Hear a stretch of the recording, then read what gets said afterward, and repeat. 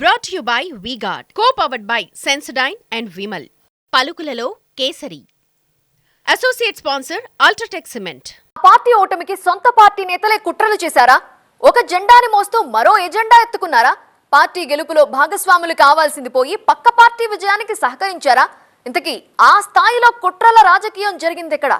తిన్నింటి వాసాలు లెక్కబెట్టిన నేతలెవరు? సొంత పార్టీ నేతలపై ఏకంగా మంత్రి తీవ్ర ఆరోపణలు చేయటం వెనుకున్న మతలబేంటి? ఆదిలాబాద్ లో తెర వెనుక ఏం జరిగింది? సొంత నేతలే ఓడించారా? తెర వెనక చక్రం తిప్పారా? కాంగ్రెస్ లో కట్టప్పలెవరు? ఆదివాసీల నియోజకవర్గం ఆదిలాబాద్. ఈ రిజర్వ్డ్ సీటుపై ఎన్నో ఆశలు పెట్టుకున్న హస్తం పార్టీ పార్లమెంట్ ఎన్నికల్లో పరాజయం పాలైంది. గత లోక్సభ ఎన్నికలతో పోలిస్తే ఓటు బ్యాంక్ 3 రెట్లు పెరిగినా విజయాన్ని మాత్రం దక్కించుకోలేకపోయింది కాంగ్రెస్. పార్టీలోని కొందరు కీలక నేతలే ఓటమికి కారణమన్న చర్చ పార్టీని షేక్ చేస్తోంది. కాంగ్రెస్ జెండాని మోస్తూ పక్క పార్టీకి లాభం చేసేలా పావులు కదిపారట కొందరు నేతలు. కుట్రలు చేసి సొంత పార్టీ అభ్యర్థి ఓటమికి కారణమయ్యారన్న అనుమానాలున్నాయట.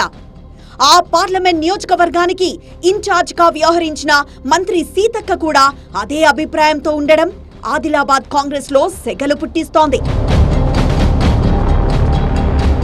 మా పార్టీలోనే కొందరు నేతలు కుట్రలు చేశారు, సొంత పార్టీ అభ్యర్థి ఓటమికి కారణమయ్యారు.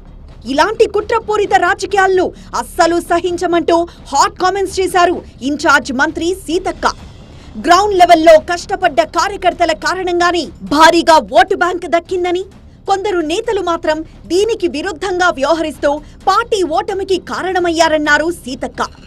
మంత్రి కామెంట్స్ అధికార పార్టీలో ఇటు ఆదిలాబాద్ జిల్లా క్యాడర్లో తీవ్ర చర్చకు దారితీశాయి.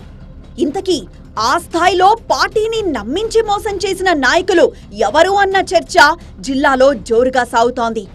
ఇదే సమయంలో కాంగ్రెస్ క్యాడర్ మాత్రం తాము తీవ్రంగా శ్రమించామని, కానీ ఇన్ఛార్జ్ల నుంచి ఆ స్థాయిలో తమకు మద్దతు దొరకలేదంటున్నారు.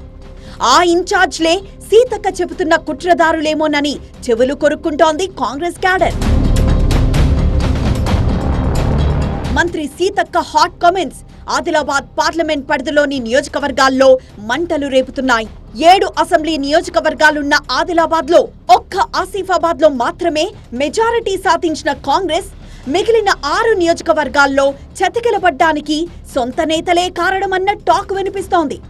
మరీ ముఖ్యంగా అసెంబ్లీ ఎన్నికల్లో ఆదిలాబాద్ పార్లమెంట్ నియోజకవర్గ పరిధిలో గెలిచిన ఏకైక ఎమ్మెల్యే వెడ్మ బొజ్జు.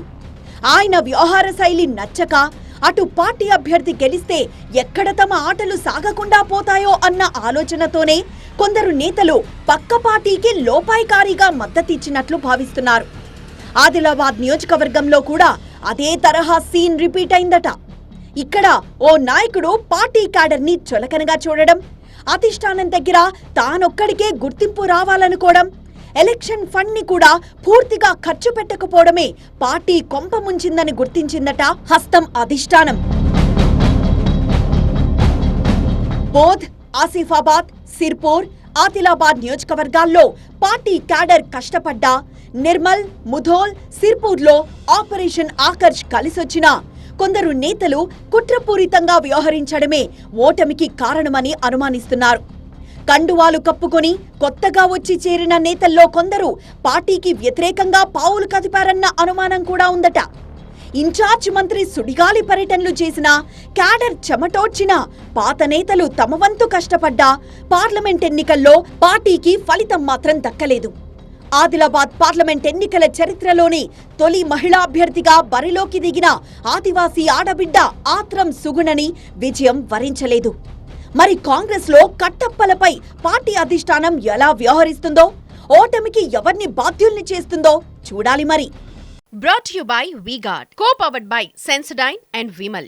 పలుకులలో కేసరి. Associate sponsor UltraTech cement.